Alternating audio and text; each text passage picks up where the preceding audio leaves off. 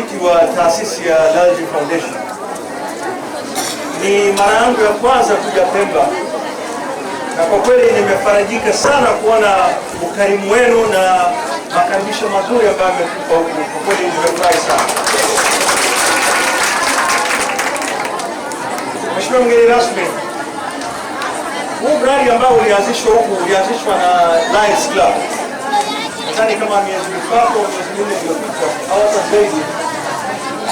Ni mradi ambao ulianzishwa na Lions Club baada ya kuitikia wito wa Mheshimiwa mbunge wa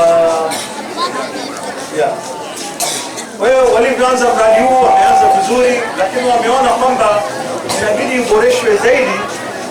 Kwa hapo ndio na sisi naye tumehusishwa na tumewaunga kwenye mradi huu mpaka leo ilipofikia hapo.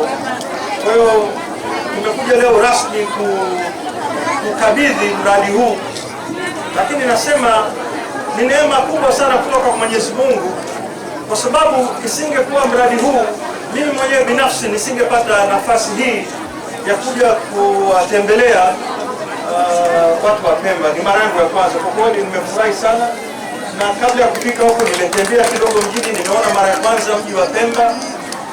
Kwa kweli ni mji mzuri sana, ina watu wazuri, na nimeona kuna uhitaji pia mkubwa kama tulivyoelezwa kwenye hotuba hapo. Kwa inshallah, kwa sababu Mwenyezi Mungu akituleta huku lazima kuna sababu fulani ambayo ndio imekufanyia ufike mpaka huku. Kwa mimi hayo naichukua na wenzangu hapo, inshallah kadiri ya uwezo wetu tutaweza kuleta makubwa zaidi ya hayo ambayo mnaona hapo leo, inshallah. Na baada ya kusema haya machache, mimi tunaomba kwenu ni dua zenu kwetu na kwa familia zetu, ili tuweze kuendelea na hizi bidii zetu za kazi zetu kwa ajili ya jamii. Na pia ningetoa tu ushauri kwamba huu mradi utunzwe vizuri ili iweze kuwa kwa manufaa kwa miaka nyingi, mpaka watoto wetu na wajukuu zetu waweze kufaidika kwenye mradi huu. Na maana tulitembea upande wa madrasa pamoja na kutembelea mji tayari. Sisi chama cha Lions, mimi kwa jina naitwa Muntaza Barwani, niko chama cha Lions Club Dar es Salaam Host. Tulianzisha mradi huu baada ya kupata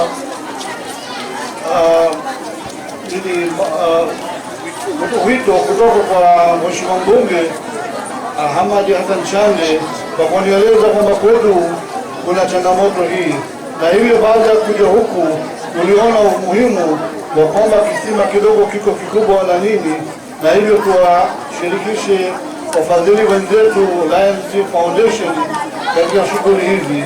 Hivyo ilitubidi kuja kwa pamoja, na leo Mwenyezi Mungu ametujalia hapa kuja kwetu na kuja kufanya ufunguzi rasmi wa kisima hiki.